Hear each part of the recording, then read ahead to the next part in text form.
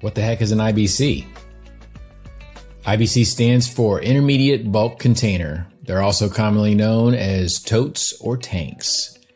These things right here are IBCs. IBCs are used for storage of chemicals similarly to 55-gallon drums, just on a larger scale. So in order to capture spills from these larger containers, this IBC spill pallet has a containment capacity of 535 gallons. That means it will comply with EPA spill containment regulations for up to and including 535-gallon totes. I don't think they even make them that big, but if they do, you'll be compliant with this pallet. If you're not familiar with those regulations, I'm going to add a link below to a different video that explains the regs in detail. Okay, now that we've got that out of the way, let's talk about the product, shall we?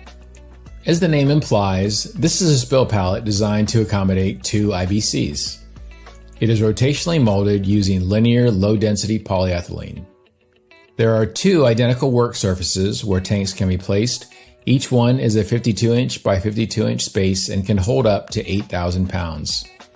Now, I mentioned earlier that the Ultra Twin IBC spill pallet has a containment capacity of 535 gallons. But there's one important item to note in regard to the containment sump. Although it may look like two separate containment areas, it is actually just one large sump. This is very important to know so that any chemicals that are stored on top of the pallet are compatible. They don't necessarily have to be the same, they just have to be compatible. So that in the off chance that they both leak and the spilled chemicals mix, there's not any dangerous or hazardous reactions. Okay, you see these two sets of slots in the front of the spill pallet? Those are designed to hold an optional item we call the bucket shelf. So this piece simply slides into those slots and locks into place. Now, when the IBCs that are placed on top of the twin IBC spill pallet are used for dispensing, the bucket shelf is in place to catch any incidental leaks or spills that may occur. But wait, there's more. If the bucket shelf or shelves are ordered with the pallet, we will drill a hole in the spill pallet and a corresponding hole in the bucket shelf. We will also include a bulkhead fitting like this. After the pallet has arrived at its destination, slide the bucket shelf into place and then screw the bulkhead fitting into the two holes. Now, if there's a catastrophic leak or spill, the bucket shelf will first fill up and then eventually start to overflow into the spill pallet sump via that bulkhead fitting. Cool, huh?